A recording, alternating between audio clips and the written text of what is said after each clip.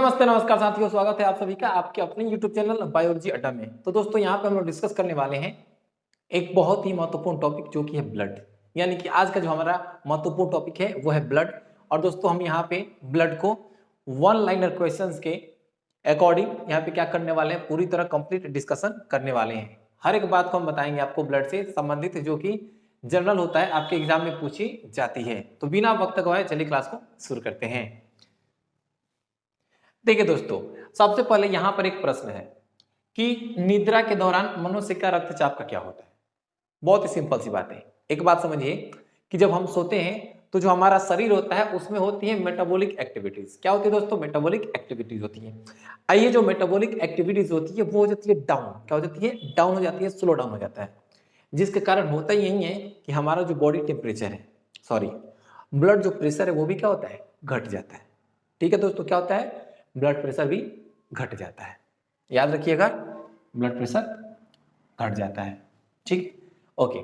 दूसरा है कि मनुष्य के रुधिर में, मनुष्य यानी कि मानव रुधिर में कोलेस्ट्रॉल का जो लेवल होता है, जनरल लेवल कितना होता है, तो आपको हम बता दें कि मनुष्य में जो कोलेस्ट्रॉल का लेवल होता है वो होता है 180 से लेकर के 200 mg होता है। ठीक है, चलिए अब यहाँ पे जो नेक्स्ट है कि रक्तदाब, जिसे हम लोग कहते हैं बीपी। क्या कहते हैं दोस्तों?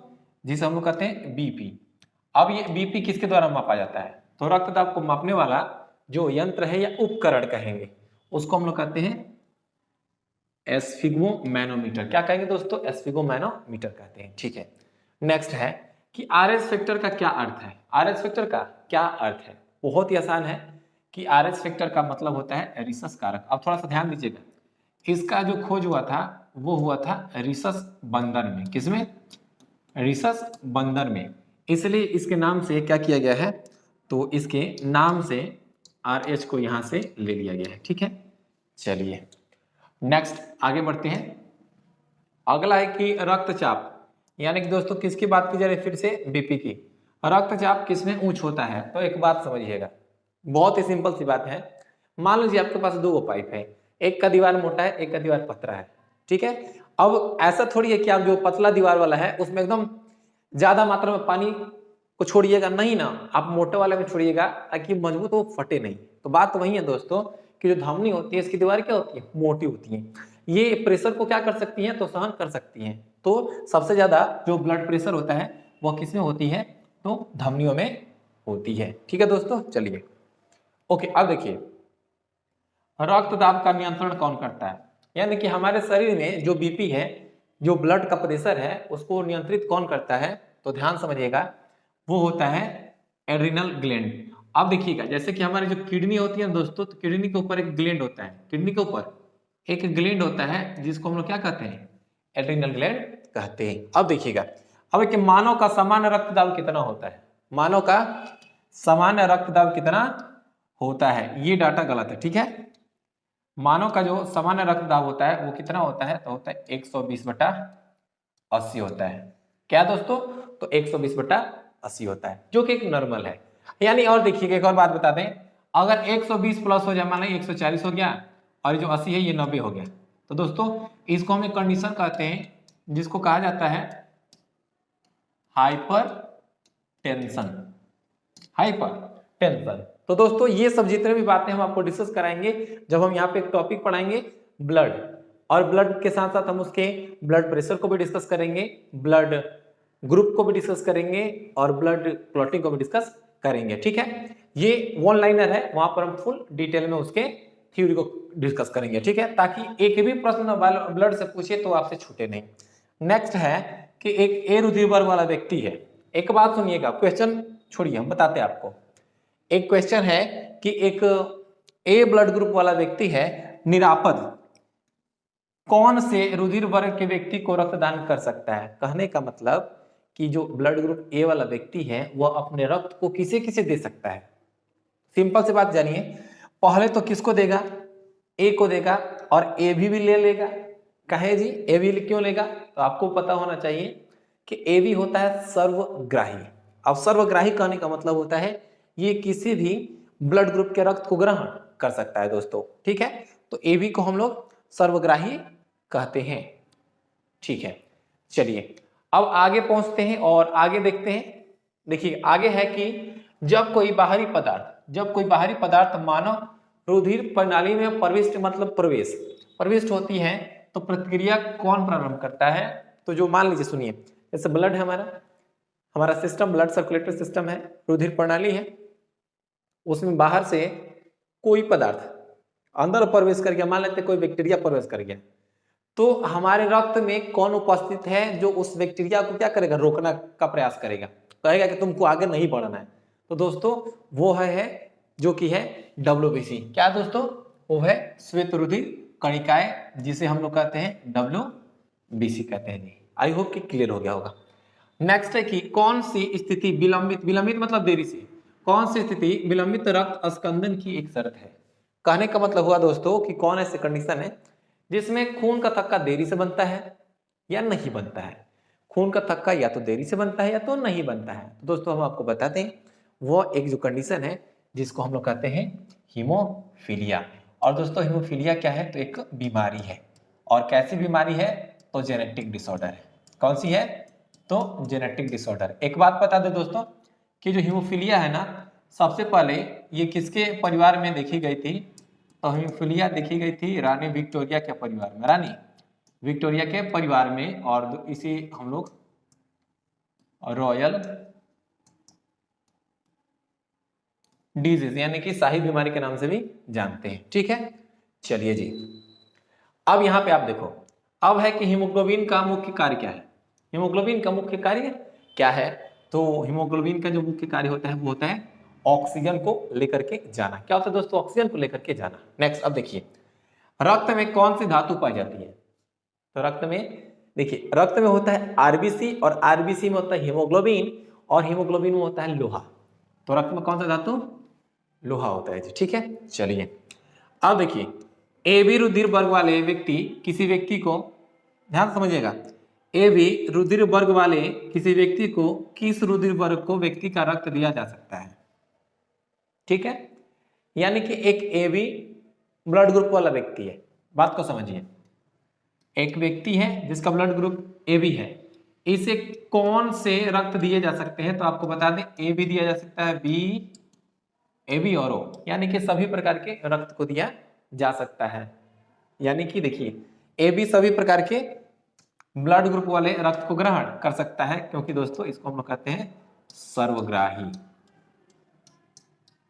क्या कहते हैं जी? सर्वग्राही की श्रेणी में इसको रखे हैं, मतलब ये सर्वग्राही है। ओके, आगे बढ़ते हैं। हीमोग्लोबिन किसका महत्वपूर्ण घटक है? आरबीसी का। दोस्तों किसका महत्वपूर्ण घटक है? आरबीसी का, यानी कि आरबीसी। और नेक्स्ट है कि रक्त स्कंदन यानी कि ब्लड क्लॉटिंग की बात की जा रही है। ब्लड क्लॉटिंग में कौन सा विटामिन भाग लेता है? तो ध्यान सुनिएगा कि ब्लड का यानी कि जो खून का थक्का बनने के लिए हमें विटामिन के की जरूरत होती है, विटामिन के की जरूरत होती है। ठीक है, चलिए आगे बढ़ते हैं। अब यहाँ पर जो नेक्स्ट हमारा है कि मानव रक्त का पीएच वैल्यू कितना होता है? तो आपको बता दें दोस्तों, मनुष्य का जो ब्लड होता है उसका जो पीएच मान होता है वो होता है 7.4। कितना होता है? 7.4। एक और बात याद रखिएगा, हम जो रोते हैं तो आंखों से क्या निकलता है दोस्तों? आंसू निकलता है, और आंसू का पीएच मान कितना होता है? 7.4 होता है। इसको भी आप नोट कर सकते हैं। नेक्स्ट है कि शरीर में श्वेत रुधिर कणिकाओं का मुख्य कार्य यानी कि जो WBC है उनके कार्य क्या है? तो सिंपल सी बात है कि शरीर के रोगों से रक्षा प्रदान करना, शरीर के रोगों से रक्षा प्रदान करना होता है। ठीक है, चलिए अब है कि सार्वत्रिक रक्तदाता, सार्वत्रिक रक्तदाता यानी कि universal donor, universal donor, universal donor किसे कहते हैं जी बताइए? यूनिवर्सल डोनर हम लोग कहते हैं ब्लड ग्रुप O को। किसको? O को, याद रखिएगा। यूनिवर्सल डोनर कौन है? ब्लड ग्रुप O है। अब है कि कौन सा रुधिर वर्ग को विश्वव्यापी अदाता मतलब कि लेने वाला, एक दाता यानी कि देने वाला और अदाता मतलब लेने वाला, रेसिपिएंट, यूनिवर्सल रेसिपिएंट किसे कहते हैं? तो जस्ट अभी पहले हमने आपको बताया था वो क्या है, तो वह ब्लड ग्रुप AB है। आई होप कितना क्लियर हो गया होगा। अब है कि ब्लड ग्रुप यानी कि रुधिर वर्ग, ठीक है, रुधिर वर्ग, ब्लड ग्रुप, ब्लड ग्रुप का खोज, ब्लड ब्लड ग्रुप का खोज किसने किया था दोस्तों? तो आपको हम बता दें, ब्लड ग्रुप का खोज किए थे लैंडस्टीनर ने, लैंडस्टीनर ने किया था। ओके, एक प्रश्न आपसे पूछते हैं, बताइए ब्लड सर्कुलेटरी सिस्टम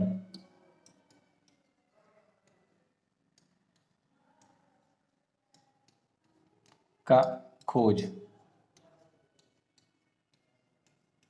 किसने किया था? बताइए ब्लड सर्कुलेटरी सिस्टम का खोज किसने किया था? तब तक हम अन्य क्वेश्चन को देखते हैं, तब तक आप ब्लड सर्कुलेटरी सिस्टम के जो खोज है उसके आप कमेंट बॉक्स में जवाब दीजिए, ठीक है। चलिए अब आगे देखिए, अब है कि रक्त के थक्के के जमने का कारण क्या है? तो आपको हम बता दें दोस्तों कि जो हमारा रक्त होता है उसमें थ्रोम्बिन पाया जाता है। क्या पाया जाता है दोस्तों? थ्रोम्बिन पाया जाता है, और यहाँ पर जो थ्रोम्बिन है ये रक्त का थक्का बनने में मदद करता है, ठीक है।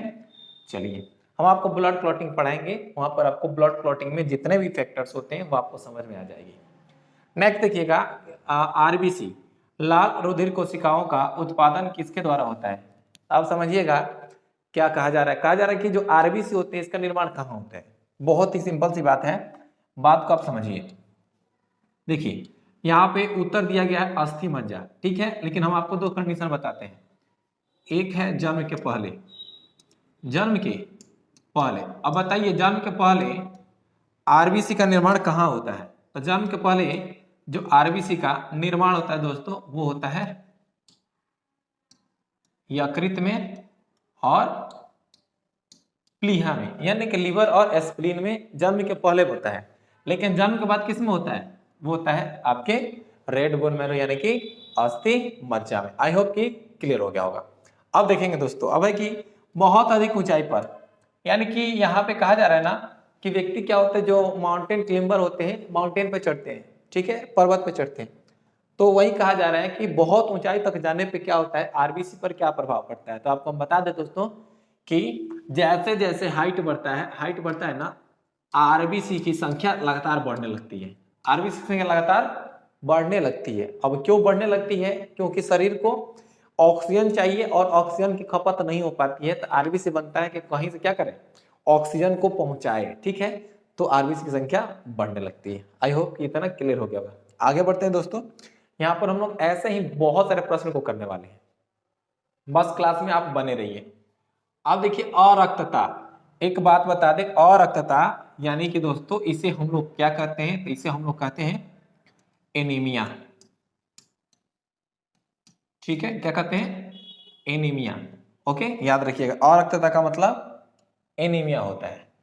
तो वही कहा जा रहा है कि अरक्तता किसकी कमी के कारण होती है। तो एक बात बता दें कि यहाँ पर फॉलिक एसिड जो विटामिन है इसके कमी के कारण भी होती है, ठीक है। हीमोग्लोबिन की कमी के कारण भी होती है, लोहा की कमी के कारण भी होती है, आरबीसी की कमी के कारण भी होती है।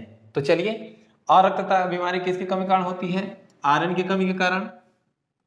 अब सुनिए, यदि व्यक्ति को गलत प्रकार का रक्त दे दिया जाए तो क्या परिणाम होगा? सिंपल सी बात है, ब्लड क्लॉट होगा। क्या हो जाएगा? ब्लड क्लॉट हो जाएगा, खून का थक्का बन जाएगा और व्यक्ति की मृत्यु हो जाएगी, ठीक है। चलिए अब है किसकी सहायता से रक्त द्वारा ऑक्सीजन ले जाया जाता है? यानी कि देखिएगा वही पूछा जा रहा है कि किसकी सहायता से, वह कौन सा फैक्टर है जिसके द्वारा रक्त में ऑक्सीजन जाता है। तो दोस्तों वो जाता है लोहित कोशिकाएं, यानी कि यहाँ पे किसकी बात की जा रही है दोस्तों? आरबीसी की, क्योंकि आरबीसी में क्या पाया जाता है? हीमोग्लोबिन होता है, और हीमोग्लोबिन में क्या पाया जाता है? तो हीमोग्लोबिन में पाया जाता है आयरन, और आयरन का मतलब क्या होता है? आयरन का मतलब होता है लोहा, ठीक है, लोहा। सिंपल सी बात है, लोहित कोशिकाएं। अब देखिए, अब है कि एनीमिया में किसकी मात्रा कम हो जाती है? तो आपको बता दें दोस्तों हीमोग्लोबिन की कमी कारण क्या होती है? एनीमिया होती है। तो यहाँ पे है हीमोग्लोबिन, हीमोग्लोबिन की कमी। ओके, नेक्स्ट की बात कर लेते हैं। अब है कि रुधिर के किस घटक को हमारे शरीर की रक्षक कोशिका कहते हैं? रक्षक कोशिका यानी कि सोल्जर, हमारे शरीर का सोल्जर ऑफ द बॉडी, तो है दोस्तों डब्ल्यूबीसी। क्या है? वो है हमारा डब्ल्यूबीसी। बहुत ही महत्वपूर्ण है दोस्तों, ठीक है। चलिए आगे बढ़िए। अब है कि यदि किसी व्यक्ति की रुधिर वाहिकाओं की त्रिज्या कम हो जाए, एक बात को ध्यान से समझिएगा, जैसे कि मान लीजिए यहाँ पर ये दो मार्कर्स हैं, ठीक है, एक का डायमीटर अधिक है, एक का डायमीटर कम है। अब एक बात समझिए, इधर से पानी जा रही है पूरा भर के, इधर जाके डायमीटर कम हो गया, डायमीटर कम हो गया। अब बताइए प्रेशर क्या होगा, प्रेशर घटेगा कि बढ़ेगा? क्या होगा दोस्तों, प्रेशर बढ़ जाएगा। जैसे ही उसका व्यास बढ़ाएंगे उस पर जो प्रेशर होगा वो क्या हो जाएगा, बढ़ जाएगा। यानी कि सिंपल सी बात है दोस्तों कि जो ब्लड प्रेशर क्या होगा वो बढ़ जाएगा, ठीक है। आई होप कि इतना क्लियर हो गया होगा। इसमें कोई भी प्रश्न ऐसा नहीं है जो कि कॉम्पिटेटिव पॉइंट ऑफ व्यू से महत्वपूर्ण नहीं है दोस्तों, सभी के सभी महत्वपूर्ण है। आप इसे एकदम अच्छे तरह से एक दो बार देखेंगे पूरी तरह याद हो जाएगा, ठीक है। एक से दो बार देखने की आवश्यकता है, यानी कि एक अभी जो आप देख पा रहे हैं ये, या एक बार फिर से रिवीजन कर लीजिएगा, हो जाएगा। नेक्स्ट, अब कि मानव शरीर में रक्त की अपर्याप्त आपूर्ति को क्या कहते हैं? अब एक बात को समझिएगा, आप कभी बैठे रहते हैं ना और आपका पैर दब गया, ठीक है, आप कभी बैठे हैं आपका पैर दब गया तो देखते हैं झनझनाने लगता है, जब उठते हैं तो झनझनाने लगता है। कहा है दोस्तों कि उस वक्त क्या होता है कि जो हमारी नसें हैं उसमें ब्लड की सप्लाई पर्याप्त मात्रा में नहीं होती है, जब उठते हैं तो अचानक होती है। तो एक बात समझिए, जैसे यहाँ पर हमने दबा दिया और आगे क्या हो रहा है, ब्लड पर्याप्त मात्रा में नहीं जा रहा है, और जब पर्याप्त मात्रा में नहीं जा रहा है तो दोस्तों उस कंडीशन को हम लोग कहते हैं इस्कीमिया। क्या कहते हैं, इस्कीमिया कहते हैं। बहुत ही महत्वपूर्ण बात है, याद रखिएगा। अब देखते हैं 34, रुधिर स्कंदन यानी कि ब्लड क्लॉट में मदद करने वाला विटामिन। ब्लड क्लॉट में मदद करने वाला विटामिन कौन है, तो अभी हमने डिस्कस कर लिया था, वो है विटामिन के, ठीक है, विटामिन के होता है। ओके, नेक्स्ट जो बात है बहुत ही महत्वपूर्ण है कि वयस्क पुरुष में आरबीसी की सामान्य संख्या कितनी होती है? दोस्तों याद रखिएगा 5 मिलियन से 5.5 मिलियन तक। अब यहाँ पे पुरुष पूछ दिया गया है तो स्त्री भी पूछी जा सकती है, तो स्त्री का होता है 4 से लेके 4.5 मिलियन, ठीक है, 4 से लेकर के 4.5 मिलियन। नेक्स्ट, रक्त में प्रतिस्कंदन पदार्थ anti clotting, anti clotting, anti clotting करने का मतलब कि खून का थक्का नहीं बनने देगा, तो दोस्तों वो क्या है, तो हेपरिन है। क्या है, हेपरिन है, ठीक है। एक बात समझिएगा, हेपरिन ये हमारे शरीर के अंदर रक्त को थक्का बनने से रोकता है। जब तक इसमें हवा नहीं लगती है तब तक ये खून का थक्का बनने नहीं देता है, ठीक है। चलिए अब देखिए, अब है लिम्फोसाइट कोशिका पैदा करती हैं। तो दोस्तों आपको बता दें जो लिम्फोसाइट्स होती हैं वो पैदा करती हैं एंटीबॉडी, जिसको हम लोग कहते हैं प्रतिरक्षी, एंटीबॉडी, ठीक है, प्रतिरक्षी। अब देखिए, अभी जस्ट हमने क्वेश्चन दिया भी था और यहाँ पे क्वेश्चन है भी, रक्त परिसंचरण तंत्र का खोज किसने किया दोस्तों? तो वो व्यक्ति थे विलियम हार्वे। कौन था दोस्तों? विलियम हार्वे ने ब्लड सर्कुलेटरी सिस्टम का खोज किया था। अब देखिए, अब है कि रक्त पीएच का नियमन मानव शरीर में कौन सा अंग करता है? यानी कि ब्लड जो हमारा है उसका जो पीएच वैल्यू है उसको रेगुलेट करने का कार्य किसका है? तो यह ध्यान में रखिएगा, वो आपके किडनी का कार्य है। यानी कि ब्लड का जो पीएच है उसको मेंटेन बनाए रखना हमारे किडनी का काम है, यानी कि गुर्दे का काम है। अब नेक्स्ट देखिए, नेक्स्ट है कि रक्त स्कंदन यानी कि कोगुलेशन एंड क्लॉटिंग। कोगुलेशन के लिए अनिवार्य रुधिर कोशिका का क्या नाम है? तो दोस्तों वह है पट्टिकाणु, जिसे हम लोग इंग्लिश में प्लेटलेट्स के नाम से जानते हैं। आई होप कि इतना क्लियर हो गया होगा। ओके, तो दोस्तों अब हम लोग बात करते हैं जो पॉइंट नंबर हमारा 41 है। अब 41 पॉइंट नंबर क्या कह रहा है तो समझिएगा, कह रहा है कि रक्त कणिका, इससे हम कोई मतलब नहीं है, ठीक है, इससे कोई मतलब नहीं है। यहां से हम लोग देखते हैं कि लसिका कोशिकाओं का मुख्य कार्य क्या होता है। यानी कि जो हमारी शरीर है उनमें जो लिम्फोइड सेल्स होते हैं या जो लिम्फोसाइट्स होते हैं उनका क्या कार्य होता है? तो दोस्तों आपको बता दें कि जो लसिका कोशिका है उनका कार्य होता है कि वो रोगों से क्या करती हैं? प्रतिरोध करती हैं, रोगों को होने से रोकती हैं, यानी कि प्रतिरोध प्रदान करना होता है, ठीक है। अब है ऐसे युगल, युगल का मतलब होता है दोस्तों कपल, यानी कि एक स्त्री और एक पुरुष।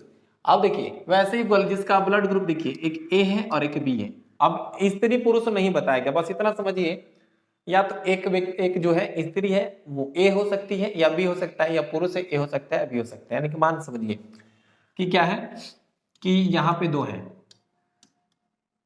एक का ए है एक का बी है। अब इनके जो संतान होंगे तो उनके ब्लड ग्रुप क्या हो सकते हैं? तो दोस्तों वो हो सकता है ए हो सकता है, बी हो सकता है, ए भी हो सकता है, या ओ हो सकता है। बहुत ही सिंपल सी बात है, याद रखिएगा। अब कौन सा विटामिन रक्त का थक्का बनने के लिए जरूरी होता है, तो वो है विटामिन की। ठीक है, चलिए नेक्स्ट आगे बढ़िएगा कि मानव का सामान्य रक्त शुगर, ब्लड शुगर लेवल देखिएगा, जनरल ब्लड शुगर पूछा जा रहा है। यहाँ पे देखिए आफ्टर मील यानी कि भोजन करने के बाद। देखिए ब्लड शुगर दो तरीके से नापा जाता है, एक कब मापते हैं, एक खाना खाने के पहले और एक खाना खाने के बाद में।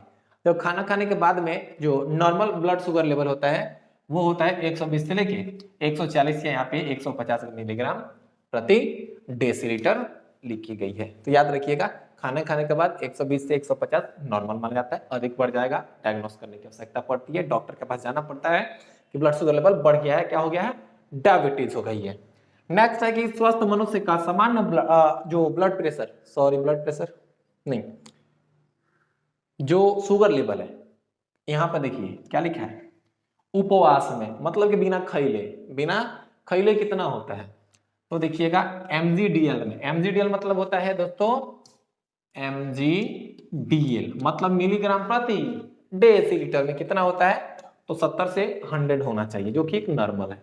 इससे आगे बढ़ेगी, डॉक्टर कहेगा कि आपको क्या हो गया है, तो आपको हो गया है डायबिटीज हो गई है, यानी कि मधुमेह हो गया। अब सुनिए, सामान्य व्यक्ति के रुधिर में खून की औसत मात्रा कितनी होती है, तो 5 से 6 लीटर, 5 से 6 लीटर होती है, सिंपल सी बात है। नेक्स्ट देखिएगा कि मौलिक रूप से आरएच कारक कौन सा है, तो आरएच एक एंटीजन दोस्तों, क्या है, एक एंटीजन होता है, याद रखिएगा।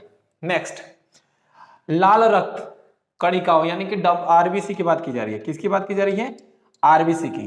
तो लाल रक्त कणिकाओं का औसत जीवन काल कितना होता है दोस्तों, तो वो होता है लगभग 100 से 120 दिन का, या नॉर्मली आप एग्जाम में यही पूछा जाता है 120 दिन होता है, ध्यान में रखेंगे। चलिए आगे बढ़ते हैं। आगे जो है हमारे सामने कि वो है कि आरबीसी का कब्रिस्तान किसे कहते हैं, तो दोस्तों हम आपको बता दें कि आरबीसी का जो कब्रिस्तान होता है वो एस्प्लीन को कहते हैं, किसको कहते हैं, एस्प्लीन को कहते हैं, प्लीहा को कहते हैं। जो नेक्स्ट पॉइंट है कि रक्त में पाई जाने वाली शर्करा अधिकांश किस रूप में पाई जाती है, यानी कि जो हमारी ब्लड होती है उसमें जो कार्बोहाइड्रेट बहता है वो किस रूप में रहता है या किस रूप में उपस्थित होता है, तो वो दोस्तों किस रूप में उपस्थित होता है, तो ग्लूकोज के रूप में उपस्थित होता है। नेक्स्ट जो है कि हीमोग्लोबिन किसका महत्वपूर्ण घटक है, आप बताओ हीमोग्लोबिन किसका महत्वपूर्ण घटक है, तो हीमोग्लोबिन किस में पाया जाता है, तो आरबीसी में। ठीक है, तो आरबीसी का महत्वपूर्ण घटक हो जाएगा। अब है कि सर्वग्राही रुधिर वर्ग, अभी कुछ देर पहले हमने डिस्कस किया था, ए बी को कहते हैं दोस्तों, किसको कहते हैं, ए बी को। नेक्स्ट है कि वयस्क पुरुष में आरबीसी का सामान्य संख्या कितनी होती है, तो 5 मिलियन से, ठीक है 5 मिलियन होती है, कितनी होती है दोस्तों, 5 मिलियन होती है, या 5 से 6 मिलियन। नेक्स्ट जो है वो है कि प्रतिजन क्या होता है, एंटीजन क्या होता है, तो दोस्तों ध्यान से समझिएगा, एंटीबॉडी के लिए उद्दीपन, यानी कि जब कोई बाहर से, मान लीजिए आपका घर है, आपके घर में कोई चोर घुस गया, तभी ना आप उसको अटैक कीजिएगा, अगर नहीं घुसा तो अटैक नहीं कीजिएगा, आप अलर्ट नहीं होइएगा। बतिया यहाँ पे वही है कि जैसे ही एंटीजन, एंटीजन मतलब बाहरी कारक, बाह्य कारक समझिए, जैसे ही शरीर के अंदर प्रवेश करता है ना, हमारा शरीर क्या करने लगता है, एक्टिवेट हो जाता है, एकदम हाथ पैर झाड़ करके कह जाता है कि चलो अब लड़ेंगे, और क्या बनाता है दोस्तों, एंटीबॉडी, क्या बनाता है, एंटीबॉडी, यानी कि किसके निर्माण के लिए, प्रतिरक्षा। देखिए अब यहाँ पे जो पॉइंट नंबर 55 है, 55 पे क्या कर रहा है कि मामूली कट जाने पे, मान लें देखिए आप सेविंग कराने गए हैं, तो क्या होता है कि जो ब्लेड होता है उससे कट जाता है, तो सेविंग करने वाला है जो नाई है वो आपको फिटकरी रगड़ देता है, और जिससे क्या होता है, खून का जो बहना वो बंद हो जाता है, क्या होता है दोस्तों, अस्कंदन होता है, यानी कि खून का थक्का वहां पे बन जाता है, ब्लड क्लॉट हो जाती है, जिससे खून निकलना बंद हो जाता है, इसलिए फिटकरी क्या होता है, रक्त स्राव को रोक देती है। नेक्स्ट जो बात है समझिएगा, रक्त ए बी वर्ग वाला व्यक्ति ऐसे व्यक्ति को रक्तदान कर सकता है जिसका रक्त वर्ग क्या हो, ए बी हो। हाँ जी, एक बात ये कह रहा है कि एक व्यक्ति है जिसका ब्लड ग्रुप क्या है, ए बी है, या किसे अपना रक्त दे सकता है, तो ध्यान रखिएगा ए बी केवल क्या दे सकता है, ए बी ब्लड ग्रुप ही दे सकता है, तो ये ठीक है समझिएगा। या कौन सा ब्लड ग्रुप का ले सकता है, तो ये सभी का ले सकता है, लेकिन देगा क्या, ए बी ही देगा, वो है ए बी। नेक्स्ट पहुंचते हैं और देखिएगा, मानव के कुल रक्त आयतन में प्लाज्मा का प्रतिशत कितना होता है? तो दोस्तों यहाँ ध्यान रखिएगा, ब्लड प्लाज्मा का जो प्रतिशत होता है वो 55 से 60% के बीच में होता है, यानी कि 55 से 60 होता है। अगर आपको 60 मिले 60 टिक करो, 55 मिले 55 टिक करो, कोई गलत बात नहीं है, ठीक है। आगे देखिए, रक्त धारा में ऑक्सीजन ले जाने वाला प्रोटीन, तो ध्यान रखिएगा ऑक्सीजन को कौन लेके जाता है? हीमोग्लोबिन। नेक्स्ट है कि रुधिर स्कंदन किस प्रोटीन के द्वारा होता है? तो है फाइब्रिनोजन, और वो थ्रोम्बिन था, वो भी मदद करता है। किनकी भित्तियों पर रक्त द्वारा डाले गए दाब को ब्लड प्रेशर कहते हैं? तो देखिएगा, जो हमारी धमनियां होती हैं उसके जो दीवार होती है उसके ऊपर जो प्रेशर डाला जाता है उसी को हम कहते हैं बीपी, तो यहाँ पे धमनी हो जाएगा, ठीक है। हीमोग्लोबिन मुख्यतः कौन सा तत्व होता है? अभी हमने बताया था, वो होता है लोहा। अब जो नेक्स्ट बात है, एस्फिग्मोमैनोमीटर नामक उपकरण किसको मापने के लिए किया जाता है दोस्तों? तो है बीपी, यानी कि एस्फिग्मोमैनोमीटर के द्वारा हम किसकी जांच करते हैं? बीपी की जांच करते हैं। अब जो है सबसे छोटी कोशिका वाहिकाएं दोस्तों, जो पतली पतली छोटी छोटी जो ब्लड वेसल्स होती हैं उन्हें हम कहते हैं कैपिलरीज। क्या कहते हैं? कैपिलरीज कहते हैं, केशिकाएं कहते हैं, केशिकाएं, ठीक है। क्या कहते हैं? केशिकाएं कहते हैं। ओके, अब है कि मानव रक्त प्लाज्मा में प्राय पानी का प्रतिशत मात्रा कितना होता है? ठीक है, कितनी भिन्नता होती है? तो सिंपल सी बात है, वो कितना होता है? 90 से लेकर के 92% तक। अब है कि उच्च पर्वतीय प्रदेशों में नाक से रक्त साफ होने का लगता है, यानी कि जो पर्वत पे रहते हैं क्या होता है कि हाइट बढ़ती है तो नाकों से खून निकलने लगता है। कारण क्या है कि कोशिकाओं में रक्त का जो दबाव बाहरी दबाव में क्या होता है? अधिक होती है। सॉरी, यहाँ पे कोशिका नहीं, यहाँ पे एक्चुअली केशिका होगा। तो जो केशिकाएं होती हैं जिसको हमने कैपिलरीज कहा, वहां पर जो प्रेशर होता है वो अधिक हो जाता है, ठीक है, जिसके कारण क्या होती है? नाक से खून निकलने लगता है। ध्यान समझिएगा, ठीक है। चलिए आगे बढ़िए और आगे देखते हैं कि कणिकाओं, जिसको कर्पसल्स यानी कि ब्लड सेल्स, बिना रक्त के तरल अंश को क्या कहते हैं? मतलब कि खून है और खून देखिए ब्लड है, अब ब्लड में से सेल को माइनस कर दें, सेल को माइनस कर दें तो क्या बचेगा? प्लाज्मा बचेगा ना जी। क्या बचेगा? प्लाज्मा। तो वही है ये प्लाज्मा। अब है कि रक्त के अध्ययन को क्या कहते हैं दोस्तों? हीमेटोलॉजी कहते हैं। क्या कहते हैं? हीमेटोलॉजी कहते हैं। और जो नेक्स्ट है कि आरबीसी के बनने की प्रक्रिया को क्या कहते हैं? तो एरिथ्रोपोएसिस कहते हैं। क्या कहते हैं? एरिथ्रोपोएसिस। और यहीं पे कहा जाए कि बताइए टूटने की क्रिया को क्या कहते हैं? तो इसको हम लोग कहते हैं एरिथ्रोलाइसिस कहते हैं। क्या कहते हैं? एरिथ्रोलाइसिस कहते हैं। ओके, अब है कि थ्रोम्बोसाइट्स की मानव शरीर में सामान्य सीमा क्या है? तो ध्यान से रखिएगा, ब्लड जो बीमाणु होते हैं, ब्लड प्लेटलेट्स होते हैं, ठीक है। चलिए आगे बढ़िए। मनुष्य के रक्त में भिन्नता का मुख्य कारण क्या है? तो मनुष्य के रक्त में जो अलग अलग प्रकार के ब्लड ग्रुप होते हैं वो किसके कारण होती है? तो उसका कारण होता है एंटीजन। और ठीक है, एंटीजन दो प्रकार के होता है, एक ए होता है, एक बी होता है। अब सुनिएगा, ब्लड क्या होता है? तो एक संयोजी ऊतक होता है। क्या होता है दोस्तों? एक संयोजी ऊतक होता है। अब है हीमोग्लोबिन क्या है? तो आपको बता दें दोस्तों, हीमोग्लोबिन एक प्रोटीन है जो कि मनुष्य के रक्त में पाया जाता है और ये ऑक्सीजन को ले जाने का कार्य करता है और इसका रंग लाल होता है, जिसके कारण खून का रंग भी लाल होता है। तो ये रक्त में पाया जाने वाला पदार्थ होता है। अब है कि शरीर के हीमोग्लोबिन का क्या कार्य है? तो दोस्तों ये ऑक्सीजन का परिवहन करता है और रक्त को लाल रंग प्रदान करता है। दूसरी बात ये देखिए कि किसी प्राणी के जीव, कौन ऐसा जीव है जिसमें हीमोग्लोबिन क्या होता है? वो विलय हो जाता है। तो दोस्तों वो है केंचुआ, ठीक है। कौन सा है? जो केंचुआ है। अब जो नेक्स्ट है कि लाल रक्त में कोशिका कारण होता है, यानी कि यहाँ पे रक्त में लाल रंग किसके कारण होता है? जस्ट अभी बताया, तो वो है दोस्तों हीमोग्लोबिन।